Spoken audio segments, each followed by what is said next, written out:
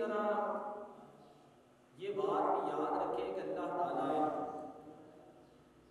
کسی بھی نبی کو وہ معجزہ دیتا کہ جس کے اندر وہ قوم جو ہے وہ مہارت حاصل کرتی ہے، اس قوم کو کمال حاصل ہوتا ہے۔ مثال کے طور پہ حضرت موسیٰ علیہ السلام کو اللہ تعالیٰ نے معجزہ عطا فرمایا کہ آپ اپنا عصا مبارک آپ نے رکھا تو وہ اژدہا بن گیا، کیونکہ وہاں کے لوگ زیادہ تر جادو کے اندر کمال تھا۔ حضرت عیسیٰ علیہ السلام کو اللہ تعالیٰ نے معجزہ جو عطا فرمایا، آپ جو ہے وہ مریضوں کو شفا عطا فرماتے تھے۔ کیوں؟ اس لیے کہ یونان کے لوگ ان کی حکمت بڑی مشہور تھی، اور پھر حضرت عیسیٰ علیہ السلام کا معجزہ ایسا تھا کہ اس کا توڑ ہی ان لوگوں کے پاس موجود نہیں تھا۔ حضور علیہ السلام قیامت تک نبی بن کر تشریف لائے ہیں، اس لیے اللہ تبارک و تعالیٰ نے آپ کو وہ معجزہ عطا فرمایا ہے کہ قیامت تک دنیا جتنی بھی ترقی کر لیں اور دنیا جتنے بھی عروج پر چلی جائے، جتنے بھی تجربات کر لیں، جتنا بھی سائنس کے اندر آگے چلی جائے، لیکن قیامت تک جو ہے کسی کی عقل کے اندر یہ چیز آ ہی نہیں سکتی۔ لوگ حیران ہوں گے کہ اللہ تعالیٰ نے اپنے پیارے حبیب علیہ السلام کو کیا شان عطا فرمائی ہے۔ تو ایک چیز ہوتی ہے کرامت، جو اللہ کا جو ولی ہوتا ہے اس سے سازد جو ہے وہ سرزد ہوتی ہے، اور ایک چیز ہے استدراج، جو کافر لوگ جو ہے وہ خار کے عادت چیزیں کرتے ہیں، ان کو استدراج کہا جاتا ہے۔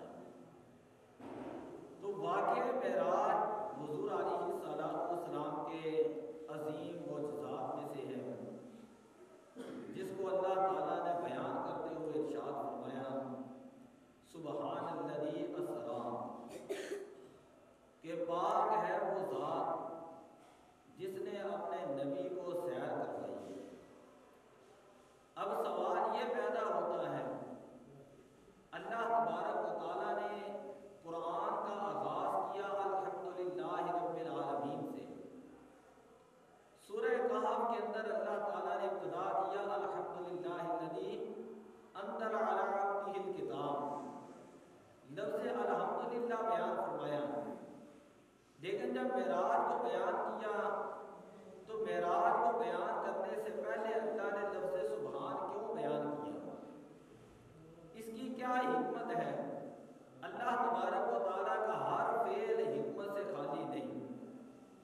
تو یاد رکھیں اللہ تعالیٰ کی کچھ صفات ہیں ثبوتیہ، اور کچھ اللہ تعالیٰ کی صفات ہیں سلبی۔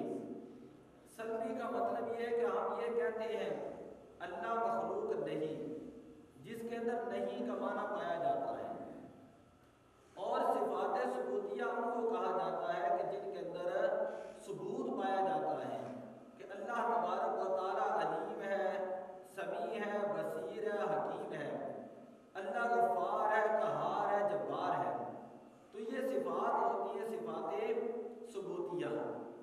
اب قاعدہ یہ ہے کہ پہلے جب اللہ تعالیٰ کی بات کی جاتی ہے تو اللہ تعالیٰ کی صفات سلبیہ کو بیان کیا جاتا ہے۔ جیسے ہم کلمہ پڑھتے ہیں لا الہ الا اللہ، تو لا الہ یہ اللہ تعالیٰ کی صفت جو ہے وہ سلبی ہے کہ کوئی معبود نہیں ہے کائنات کے اندر، الا اللہ یہ اللہ تعالیٰ کی صفت جو ہے وہ ثبوتی ہے۔ تو اللہ تبارک و تعالیٰ نے یہ جو فرمایا سبحان الذی اسری، یہ اس لیے بیان کیا، اس کا مطلب یہ ہے کہ اے پیارے حبیب، پاک ہے وہ ذات جس کے اندر کوئی عیب نہیں، جس کے اندر کوئی نقص نہیں، وہ ہر عیب سے پاک ہے، ہر نقص سے اللہ تعالیٰ پاک ہے۔ اللہ تعالیٰ نبی کی معراج کو، اور اس سے پہلے اللہ نے بیان کیا لفظ سبحان، یہ اس لیے بیان کیا کہ اے پیارے حبیب معراج ہے آپ کی، اگر آپ اس کو بیان کریں گے تو سنتے سنتے حدیث بنے گی، حدیث کی قسمیں بنے گی، راویوں کے اختلافات ہوں گے، یہ جس کو آپ بیان کریں گے وہ یہ کہیں گے کہ آپ تو معاذ اللہ کاہن ہیں، آپ شاعر ہیں، آپ مجنون ہیں۔ اے پیارے حبیب، آپ کے کلام کو وہ کسی بھی طرح جو ہے وہ ٹکرا سکتے ہیں اور کسی بھی طرح وہ رد کر سکتے ہیں، کیونکہ وہ پہلے ہی حضور علیہ السلام کو کبھی وہ شاعر کہتے تھے لوگ، کبھی مکہ کے لوگ مجنون کہتے تھے، کبھی وہ جادوگر کہتے تھے، تو وہ کہہ سکتے تھے کہ یہ جادو کی باتیں ہیں، وہ کہہ سکتے تھے یہ شاعرانہ گفتگو نبی پاک کر رہے ہیں، کیونکہ یہ تو انسان کی عقل کے اندر چیز آ ہی نہیں سکتی کہ رات کے تھوڑے سے لمحے کے اندر اتنی بڑی سیر کر کے واپس بھی آ جائے۔ تو اللہ تبارک و تعالیٰ نے فرمایا پیارے حبیب، چونکہ یہ مقام آپ کی شان کا ہے، یہ مقام آپ کی عظمت کا ہے، اور یہ مقام آپ کی نعت کا ہے، اس کے اندر آپ کی فضیلت کو بیان کیا گیا، آپ کے معجزے کو بیان کیا گیا، آپ کی عظمت کو بیان کیا گیا، تو بیان کرنے کی نسبت میں اپنی طرف کرتا ہوں اور یہ کہتا ہوں سبحان الذی اسری، پاک ہے وہ ذات کہ جس نے اپنے نبی کو سیر کروائی ہے، جس نے اپنے نبی کو سیر کروائی ہے، تاکہ کائنات کے اندر کوئی اعتراض ہی نہ کر سکے۔ اگر کوئی اعتراض کرے گا تو وہ اس کا اعتراض اللہ کی ذات کے اوپر ہوگا، اگر کوئی اعتراض کرے گا تو وہ اعتراض اللہ کی ذات کے اوپر ہوگا۔ اور اللہ تبارک و تعالیٰ نے ارشاد فرمایا کہ پاک ہے وہ ذات کہ جس نے اپنے پیارے حبیب علیہ السلام کو سیر کروائی ہے۔ تو اتنی بات سمجھ لینے کے بعد یہ یاد رکھیں، یہ حضور علیہ السلام کا معجزہ ہے۔ اللہ تبارک و تعالیٰ فرما رہا ہے اسری، پاک ہے وہ ذات کہ جس نے کیا کی ہے، سیر کروائی ہے۔ سیر کب ہوئی، کہاں تک ہوئی، کیسے ہوئی، اس کو اللہ تعالیٰ نے قرآن کے اندر بیان کیا ہے، لیکن فرمایا اسری کہ اللہ نے سیر کروائی ہے۔ میں صبح بات کر رہا تھا، اگر کسی کو دعوت دینا گھر میں، اس میں ایک طریقہ کار یہ ہوتا ہے کہ ہم اس کو کارڈ وغیرہ بھیج دیتے ہیں، ہمارے یہاں شادی ہے، آپ نے شادی کے اوپر آ جانا ہے، وہ لوگ جو ہے وہ پہنچ جاتے ہیں وقت کے اوپر۔ دوسرا طریقہ کار یہ ہوتا ہے کسی کو دعوت دیں تو ساتھ کاسٹ بھی بھیج دیتے ہیں، ساتھ گاڑیاں بھی بھیج دیتے ہیں، جسے ہم کہتے ہیں پورا پروٹوکول۔ تو پروٹوکول کے ساتھ جو کسی کو دعوت دی جاتی ہے، تو اللہ تبارک و تعالیٰ نے فرمایا پاک ہے وہ ذات کہ جس نے سیر کروائی، جس نے سیر کروائی۔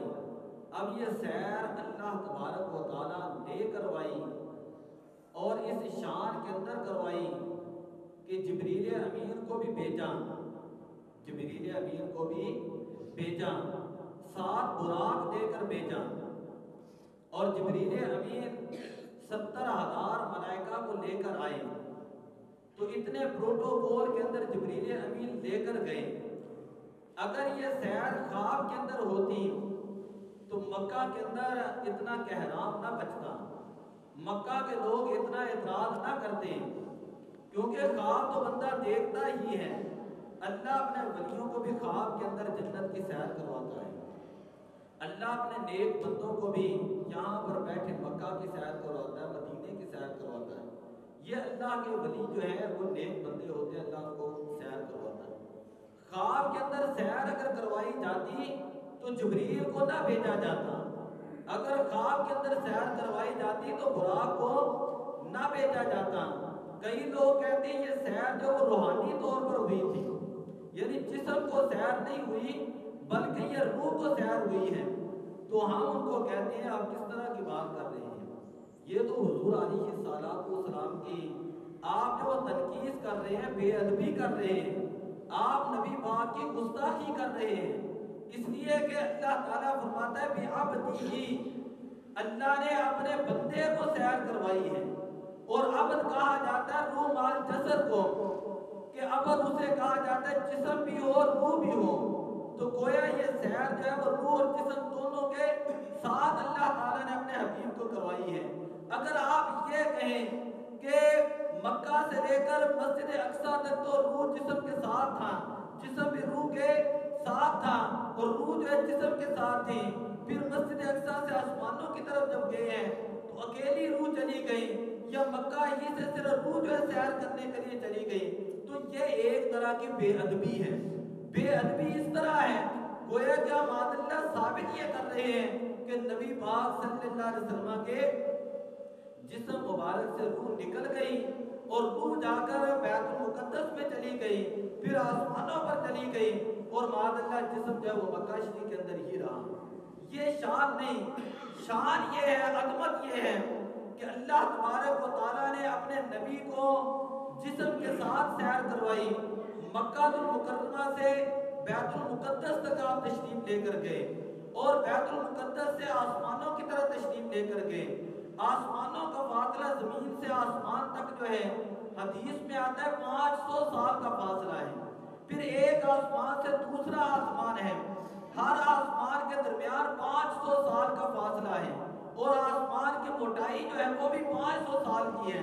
پہلے آسمان پر حضرت آدم علیہ السلام سے ملاقات ہوتی ہے، دوسرے آسمان پر حضرت یحییٰ علیہ السلام اور عیسیٰ علیہ السلام سے ملاقات ہوتی ہے، تیسرے آسمان پر حضرت یوسف علیہ السلام سے ملاقات ہوتی ہے، چوتھے آسمان کے اوپر حضرت ادریس علیہ السلام سے ملاقات ہوتی ہے، پانچویں آسمان پر حضرت ہارون علیہ السلام سے ملاقات ہوتی ہے، چھٹے آسمان پر حضرت موسیٰ علیہ السلام سے ملاقات ہوتی ہے، ساتویں آسمان پر حضرت ابراہیم علیہ السلام سے ملاقات ہوتی ہے. اگر فلاسفر یہ کہتے ہیں کہ زمین اور آسمان کے درمیان فاصلہ بڑا ہے اور راستے کے اندر ایک قرہ نار آتا ہے کہ جس سے آگے انسانی جسم جا نہیں سکتا، تو میں قرآن سے یہ تین چیز ثابت کرتا ہوں.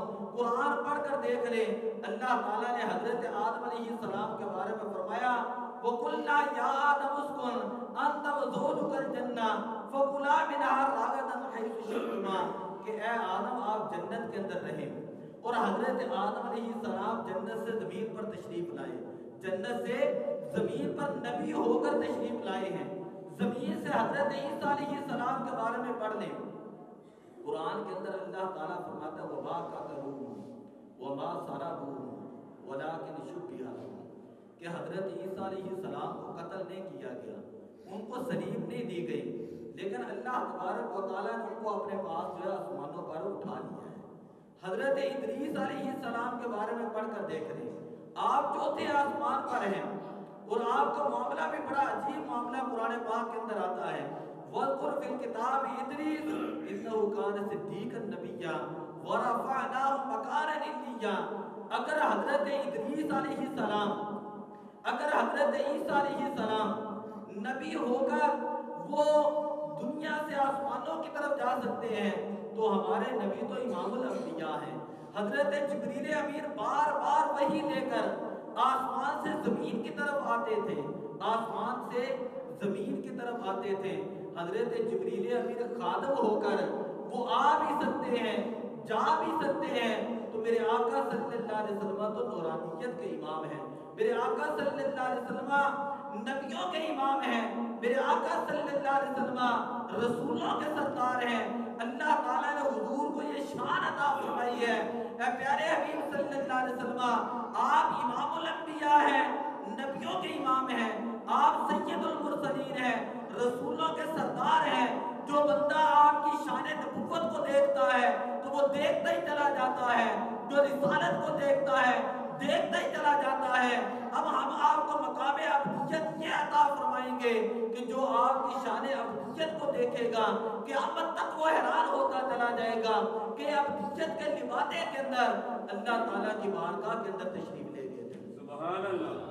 مقام ابدیت کے اندر اللہ تعالیٰ نے قرآن پاک کے اندر ارشاد فرمایا جب دوسرے نبیوں کا نام لیا تو ان کا نام، لیکن جب نبی پاک کی باری آئی ہے تو صرف فرمایا اسرا بعبدہ، اللہ نے اپنے بندے کو سیر کروائی ہے. باقی نبیوں کا ذکر آیا تو نبیوں کی ابدیت کے ساتھ اللہ نے ان کی رسالت کو بھی ذکر کیا، ان کے ناموں کو بھی ذکر کیا، لیکن جب حضور علیہ السلام کی باری آئی تو اللہ تعالیٰ نے آپ کی صرف ابدیت کو بیان کیا ہے تاکہ کائنات والوں کو پتہ چل جائے کہ جب ایک چیز، ایک وصف جو ہے کئی چیزوں کے اندر مشترک ہوں تو وہاں پر نام کا ذکر کیا جاتا ہے۔ جب ایک چیز کا خاصہ بن جائے اور اس کے اندر کمال حاصل ہو جائے، جب بھی ذکر کیا جائے متبادر الالفاظ اسی چیز کی طرف ذہن چلا جائے تو اللہ تعالیٰ نام کو ذکر نہیں کرتا۔ اللہ تعالیٰ نے فرمایا اسرا بعبدہ، اے پیارے حبیب اللہ تعالیٰ نے اپنے بندے کو سیر کروائی ہے، تو جب ہم بندہ کہیں گے تو فوراً ذہن چلا جائے گا کہ معراج جو ہے وہ نبی پاک صلی اللہ علیہ وسلم کو عطا ہوئی ہے۔ اللہ تعالیٰ نے معراج صرف نبی پاک صلی اللہ علیہ وسلم کو عطا فرمائی، اور یہ بھی فرمایا کہ رات کے وقت سیر کروائی، رات کے وقت سیر کروائی۔ اس کے اندر علماء نے بڑی باتیں لکھی ہیں کہ رات کا وقت توبہ استغفار کا وقت ہوتا ہے، رات کا وقت راز و نیاز کا وقت ہوتا ہے، رات کا وقت محبوبوں کے لیے بڑا خاص وقت ہوتا ہے۔ رات کے وقت سیر کرانے کے اندر جہاں بڑی بڑی حکمتیں علماء نے بیان کی، ایک بڑا کمال کا نقطہ جو ہے علماء نے لکھا۔ علماء کہتے ہیں اگر دن کو سیر کروائی جاتی، اگر دن کو سیر کروائی جاتی تو دن کو سیر کروانا نبی پاک لوگوں کے سامنے جاتے، کسی سواری پر جاتے ہیں، ظاہر بات مکہ سے مسجد اقصیٰ تک کا 3 دن کا سفر تھا، اور حضور علیہ السلام ہو کر بھی واپس تشریف لے آتے۔ اگر دن کو سیر کروائی جاتی اور سیر کرنے کے باوجود بھی مکہ کا کوئی کافر انکار کر دیتا تو اللہ تبارک و تعالیٰ کا طریقہ کار یہ ہے کہ جس قوم نے اپنے نبی سے دن کے وقت دلیل طلب کی، معجزہ طلب کیا، جب نبی نے معجزہ دکھایا اس کے باوجود بھی وہ قوم جب ایمان نہ لائی، اللہ نے اسی وقت اس قوم کو غرق کر دیا۔ دیکھیں قرآن پاک کے اندر حضرت صالح علیہ السلام ان کی اونٹنی کا ذکر موجود ہے کہ قوم نے کہا کہ پتھر سے اونٹنی پیدا ہو اور وہ پیدا ہونے کے بعد بچہ بھی دے دے تو ہم مان لیں گے آپ اللہ کے نبی ہیں۔ تو اللہ تبارک و تعالیٰ کی قدرت دیکھیں کہ ایک پتھر سے اونٹنی پیدا بھی ہوتی ہے، قوم جب انکار کرتی ہے اللہ تعالیٰ نے قوم صالح کو تباہ و برباد کر دیا اور لوگوں کے لیے عبرت کا نشان بنا دیا۔ تو حضور علیہ السلام کو رات کے وقت سیر اس لیے کروائی، فرمایا پیارے حبیب ہم نے آپ کو کائنات کے لیے رحمت بنا کر بھیجا ہے، ما کان اللہ لیعذبہم وانت فیہم، کہ اللہ کی شان نہیں کہ آپ کے ہوتے ہوئے اللہ تعالیٰ ان کو عذاب کے اندر مبتلا کر دے۔ اگر دن کے وقت سیر کرتے اور لوگ انکار کر دیتے تو اللہ تبارک و تعالیٰ اپنی سنت جاریہ کے مطابق اسی وقت ان کو تباہ و برباد کر دیتا۔ اے پیارے حبیب صلی اللہ علیہ وسلم اللہ چاہتا یہ ہے کہ ان کو سزا عذاب کے اندر مبتلا بھی نہ کرے اور ان کو جھنجھوڑے بھی، اور ان کی نسلوں سے لوگ کلمہ بھی پڑھیں، وہ اسلام کی خدمت بھی کریں۔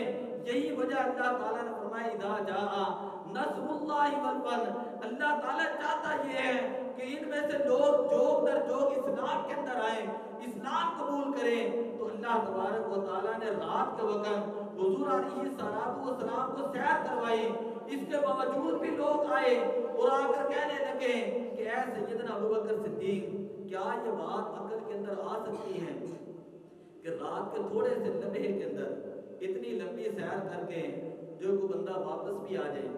تو انہوں نے کہا کہ انہوں نے دعویٰ کیا ہے۔ تو جب ابو جہل نے کہا کہ یہ تو تمہارے دوست نے دعویٰ کیا ہے، تو حضرت سیدنا ابوبکر صدیق رضی اللہ تعالیٰ عنہ فرماتے ہیں کہ ہر روز ہم حضور علیہ السلام کی اس سے بڑی غیب کی خبریں جو ہیں ان کے اوپر ایمان لاتے ہیں۔ حضور ہر روز ہمیں فرشتوں کے بارے میں بتاتے ہیں، اللہ کے بارے میں بتاتے ہیں، پہلے نبیوں کے بارے میں بتاتے ہیں، ان کی کتابوں کے بارے میں بتاتے ہیں، وحی کے بارے میں بتاتے ہیں۔ ہم ہر روز اس سے بڑی خبریں جو ہیں وہ حضور سے سن کر اس پر ایمان لاتے ہیں، یہ تو کوئی بعید بات نہیں۔ میرے آقا کی بارگاہ میں روز جبریل آتے ہیں، ہم مان لیتے ہیں کہ جبریل حضور کی بارگاہ میں حاضر ہوتے ہیں۔ اگر جبریل آ سکتے ہیں تو میرے آقا صلی اللہ علیہ وسلم نامقام پر بھی جا سکتے ہیں۔ سبحان اللہ۔ فرمایا یہ میرے آقا صلی اللہ علیہ وسلم کی اگر اس سے بھی کوئی دور کی بات کریں تو وہ بھی ابوبکر صدیق ماننے کے لیے تیار ہو جائیں گے۔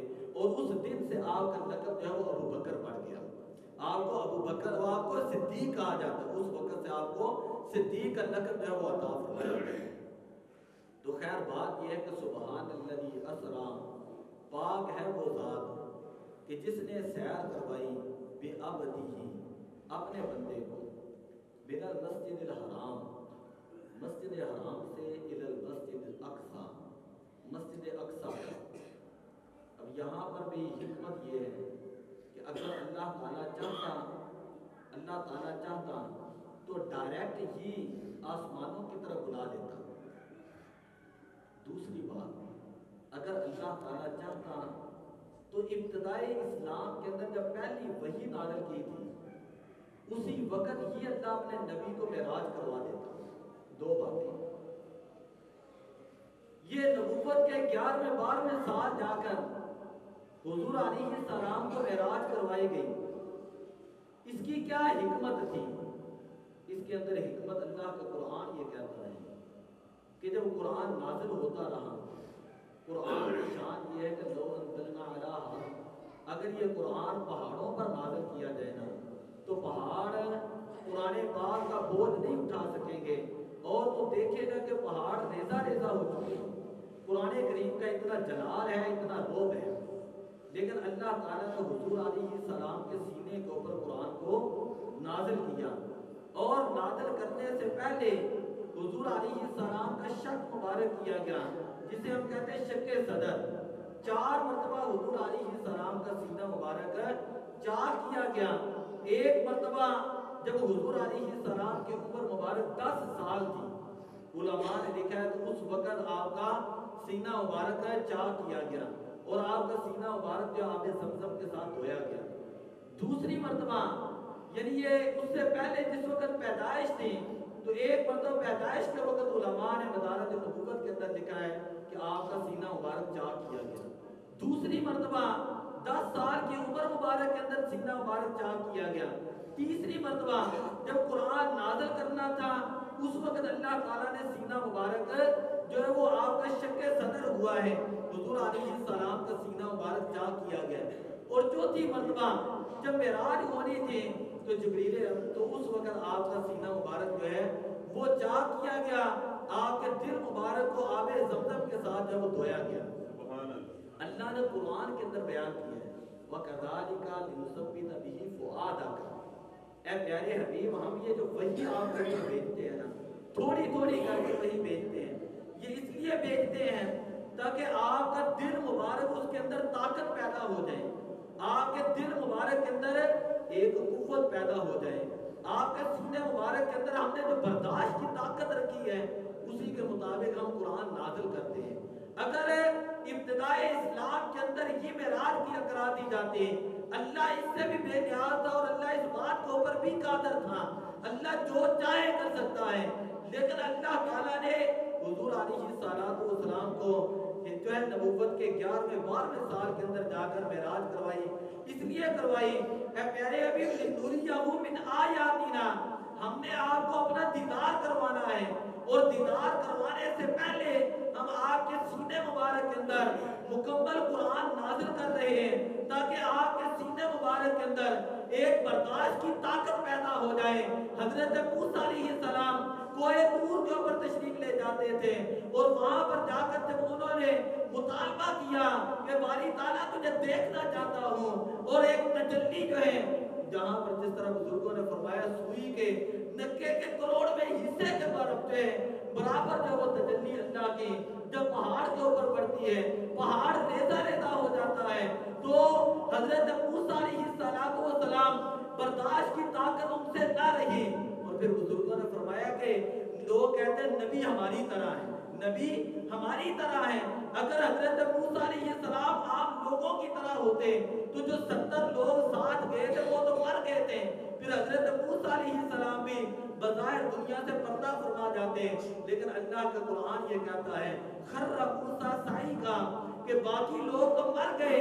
جو 70 لوگ ساتھ گئے تھے اللہ کو دیکھنا چاہتے تھے وہ تو مر گئے. لیکن حضرت موسیٰ علیہ السلام بے ہوش ہو گئے. پتہ یہ چلا کہ جو لوگ ہوتے ہیں، عوام ہوتی ہے، انسان ہوتے ہیں، وہ اللہ کے نبی کی طرح نہیں ہو سکتے. اور اللہ کا نبی جو ہے عام لوگوں کی طرح نہیں ہو سکتا. اے پیارے حبیب معراج اس لیے کروائی ہے تاکہ آپ کے سینے مبارک کے اندر برداشت کی طاقت پیدا ہو جائے. اور اللہ پھر قرآن کے اندر بیان کرتا ہے ما ذاق البصر وما طغى.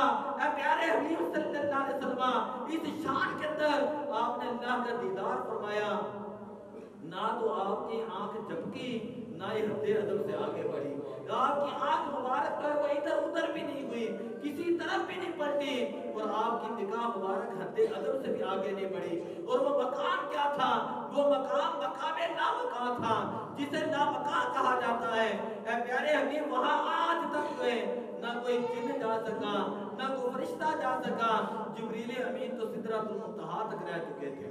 یہ شان تھی اللہ تعالیٰ نے اس لیے حضور علیہ السلام کو معراج کرا کہ حضور کے سینے کے اندر جو ہے زیارت الہی، دیدار الہی کی علماء نے بہت ساری وجوہات لکھی ہیں. لیکن ایک وجہ یہ لکھی کہ آپ کے سینے کے اندر طاقت پیدا ہو جائے. اور پھر میں نے بات کی کہ مسجد حرام سے مسجد اقصیٰ تک کیوں گئے؟ اس کی وجہ کیا ہے؟ اس کی وجہ یہ ہے کہ لِنُرِيَهُ کہ الذی بارکنا حولہ. اس کی وجہ یہ ہے کہ وہاں پر اللہ تعالیٰ نے اپنی بڑی برکتیں رکھی ہیں. مسجد اقصیٰ کے ارد گرد بھی ظاہری برکتیں بھی ہیں، باطنی برکتیں بھی ہیں. مسجد حرام کے ارد گرد ظاہری برکتیں بھی ہیں اور باطنی برکتیں بھی ہیں. میں ایک بات کرتا ہوں، وقت ہونے والا ہے. ایک مرتبہ نبی پاک صلی اللہ علیہ وسلم نے حضرت دحیہ کلبی ان کو آپ نے کیسر روم کے پاس بھیجا کہ جا کر ان کو اسلام کی تبلیغ کریں. جب یہ وہاں پر پہنچے، جا کر اسلام کے بارے میں بتایا، نبی پاک صلی اللہ علیہ وسلم کے بارے میں بتایا، تو جو کیسر روم تھا نا اس نے کہا کہ جو کوئی مکہ سے تاجر آیا ہو تو میں اس سے پوچھتا ہوں. اس نے مکہ کے تاجر بلائے اور ان کے اندر ابو سفیان بھی تھے. ابھی یہ مسلمان نہیں ہوئے. کہا کہ آپ اس نبی کے اوصاف بیان کریں. ابو سفیان کہنے لگا چلو مجھے موقع مل گیا تو اب میں بات کرتا ہوں. کہنے لگے ان کی بڑی شانیں ہیں، وہ اپنی یہ چیزیں بتاتے ہیں، لیکن ساتھ یہ بات بھی کرتے ہیں کہ ان کو معراج ہوئی ہے. وہ کہتے ہیں کہ میں مسجد حرام سے مسجد اقصیٰ میں آیا تھا. تو یہ بات تو ماننے والی نہیں، یہ تو عقل میں نہیں آتی. رات کے لمحے کے اندر یہاں تک بھی سفر کر لیں. اور وہ یہ بھی کہتے ہیں جبریل بھی آئے تھے، براق بھی لائے تھے، اور انہوں نے براق جو ہے ایک پتھر کے ساتھ اشارہ کیا تھا، سوراخ بنا، براق وہاں پر باندھا بھی تھا. کیا ہے کیسر تمہاری عقل کے اندر یہ بات آ سکتی ہے؟ وہ کیسر بادشاہ جو تھا نا وہ سوچنے لگا.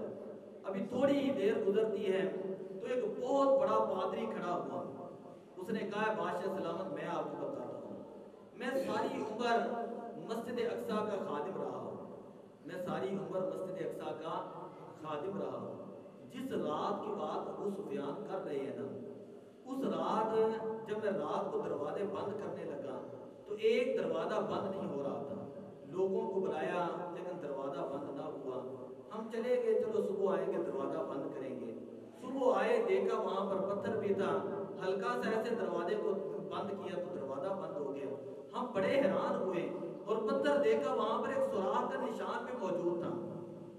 تو جس وقت اس نے ابو سفیان کہنے لگا، جب میں ابو سفیان کی بات سن رہا ہوں کہ ان کے علاقے کے اندر ایک شخص ہے اس نے معراج کا اعلان کیا ہے، تو کہنے لگا میں نے اپنی الہامی کتابوں کے اندر، میں نے پہلی الہامی کتابوں کے اندر یہ بات پڑھی ہے کہ جو نبی آخر الزمان ہوں گے وہ مسجد حرام سے مسجد اقصیٰ میں آئیں گے، جبریل لے کر آئیں گے، فرشتوں کے جرمٹ میں آئیں گے، براق لے کر آئیں گے، اور یہاں پر آ کر براق کو جو ایک پتھر کے ساتھ باندھیں گے. وہ اسی وقت کلمہ پڑھ کر مسلمان ہو جاتا ہے. وہ کہتا ہے اللہ کی عزت کی قسم ہے کہ میں ہر چیز کا انکار کر सकता हूँ, लेकिन अल्लाह के नबी की इस बात का इनकार नहीं कर सकता। मैं अल्लाह के नबी की इस बात का इनकार नहीं कर सकता। जब हुजूर ने ऐलान किया कि अल्लाह ने मुझे मेराज करवाई है, बड़े बड़े काफिर लोग आए, कहने लगे अगर मस्जिद अक्सा में गए थे तो बताएं दरवाजे कितने हैं, बताएं खिड़कियां कितनी हैं, बताएं सीढ़ियां कितनी हैं, बताएं उसके सुतून कितने हैं। मेरे आका सल्लल्लाहु अलैहि वसल्लम, बुखारी शरीफ की रिवायत मौजूद है, फरमाते काफिर सवाल करते चले जाते थे, अल्लाह ने मेरे सामने मस्जिद अक्सा को रख दिया, जमीन सिमट गई, मैं एक एक चीज को देखता चला जाता था और काफिरों के इतराज़ात के जवाब देता चला जाता था। फिर हुजूर अलैहिस्सलाम ने फरमाया 3 काफिले हैं, 3 काफिले आने वाले हैं, और मैं तुम्हें 3 निशानियां बताता हूँ। एक मकाम रोहा पे काफिला था, जब मैं वहां से गुजरा उनका ऊंट गुम हो गया, और वहां पर एक पानी का प्याला था, मैंने वहां से पानी लिया, और मैं जब चलने लगा लोग वापस आए तो मैंने उनको सलाम किया। वो लोग मुझे देख ना सके, लेकिन कहने लगे ये मोहम्मद की आवाज़ है, ये अल्लाह के नबी की आवाज़ है। खैर मैं वहाँ से आगे चला, मकाम ज़ी फज्जार पे गया, वहाँ पे तो 1-2 शख्स एक ही ऊँट पे जा रहे थे। मेरा बुराक जब वहाँ से गुजरता है तो उसी वक्त जो है कि वहाँ उनकी सवारी भुदकती है और एक शख्स नीचे गिर जाता है, उसका हाथ टूट जाता है। जब वो काफिला आएगा तो पूछ लेना। और कहा तीसरा काफिला था मकामे तलवीन के ऊपर। जब मकामे तलवीन के ऊपर मैं गया, वहां पर मैंने एक ऊंट देखा और उसके ऊपर जो वो अनाज था और 2 अनाज की बोरियां थी, एक सफेद दारीदार और एक जो है वो गंदमी दारीदार जो बोरियां थी। जब वो आएंगे तो उनसे पूछ लेना। और कहा एक जो है वो सुबह के वक्त आएगा, एक दोपहर के सवाल के वक्त आएगा, एक शाम के सवाल के वक्त आएगा। पहला काफिला आया, लोगों ने देख लिया, दूसरा काफिला आया, लोगों ने देख लिया, तीसरा काफिला आने ही वाला था, सूरज गुरूब होने वाला था। अल्लाह की शान देखे, मेरे नबी की जुबान देखे, अल्लाह ताला ने उसी वक्त सूरज को वहीं पर ठहरा दिया। जब वो काफिला आता है उसी वक्त सूरज गुरूब हो जाता है। मेरे आका सल्लल्लाहु अलैहि वसल्लम को अल्लाह ने ये शान अता फरमाई है, मेराज अता फरमाई है। ऐ प्यारे हबीब, किसी को हमने कोहे तूर पे बुला कर उससे कलाम किया, किसी को हमने चौथे आसमान पर बुलाया, किसी नबी को छठे आसमान पर बुलाया। तुम्हें हम ला मकाम पे बुला भी रहे हैं और आपसे कलाम भी कर रहे हैं और आपको शरफ भी अता फरमा रहे हैं। और आखिरी बात मैं करता हूँ, जिस वक्त नबी पाक सल्लल्लाहु अलैहि वसल्लम जो है वो मस्जिद अक्सा से आसमानों की तरफ जाते हैं, सिदरतुल मुंतहा से आगे जाते हैं, अर्श मुअल्ला से आगे जाते हैं, मकाम मुस्तफा से आगे जाते हैं, तो एक मकाम आता है, वहां पर अल्लाह की सिफात के पर्दे थे। कहीं पर सत्तार का पर्दा था, कहीं पर रहीम का पर्दा था, कहीं पर करीम का पर्दा था। मेरे आका फरमाते हैं मैं उन पर्दों से गुजरता चला जाता हूँ, और जिस पर्दे से गुजरता हूँ अल्लाह की सिफात का रंग मेरे ऊपर चढ़ जाता है। मैं सिफ्ते करीम से गुजरता हूँ, मेरे आका करीम बन जाते हैं। सिफ्ते रहीम से गुजरता हूँ, मेरे आका रहीम बन जाते हैं। जब नबी पाक सल्लल्लाहु अलैहि वसल्लम सारी सिफात से गुजर कर अल्लाह की बारगाह में पहुंचते हैं तो अल्लाह ताला फरमाते हैं कि या मोहम्मद इन्ना रब्बका युसल्ली, ऐ प्यारे हबीब ठहर जाएं, आपका रब आपके ऊपर दुरूद पाक पढ़ रहा है। सुभान अल्लाह। ऐ प्यारे हबीब, तुमने इतनी दूर का सफर तय किया, तुम मक्का से चल के ला मक्का तक पहुंचे हो। ऐ प्यारे हबीब, अब आपका रब, उलमा कहते हैं यहाँ पर इसका तर्जुमा ये भी कर सकते हैं कि ऐ प्यारे हबीब आपका रब आगे बढ़कर आपका इस्तिकबाल कर रहा है, क्योंकि हदीस में आता है नबी पाक सल्लल्लाहु अलैहि वसल्लम ने फरमाया, अल्लाह ताला फरमाता है कि जो बंदा मन तकर्रबा अब्दी, जो बंदा एक बादिश्त मेरे करीब आता है, मैं एक गज अपने बंदे के करीब जाता हूँ, अगर एक गज मेरे करीब आता है तो मैं 2 गज अपने बंदे के करीब जाता हूँ। अगर बंदा यमशी चलकर मेरी बारगाह की तरफ आता है, अल्लाह अपनी शान के मुताबिक जो है दौड़कर उस बंदे की तरफ जाता है। आप उस हदीस को लें और मेराज की रात को लें, अल्लाह ताला फरमाता है फकाना काबा कौसैनी औ अदना। ऐ प्यारे हबीब सल्लल्लाहु अलैहि वसल्लम सुम्मा दना फतदना, कि आकर आगे बढ़ते थे سے اللہ تعالیٰ کی رحمت اپنی شان کے مطابق جو ہے وہ آپ کا استقبال کرنے کے لیے آگے بڑھ رہی تھے. آپ اللہ کی بارگاہ میں پہنچ چکے ہیں اور اللہ تعالیٰ کا دیدار فرما رہے ہیں. اسی لیے کسی نے کہا طالب کا پتہ مطلوب کو ہے، مطلوب ہے طالب سے واقف. طالب کا پتہ مطلوب کو ہے، مطلوب ہے طالب سے واقف. پردے میں ملا کے مل بھی لیے، پردہ بھی رہا. سبحان اللہ. دعا ہے اللہ تعالیٰ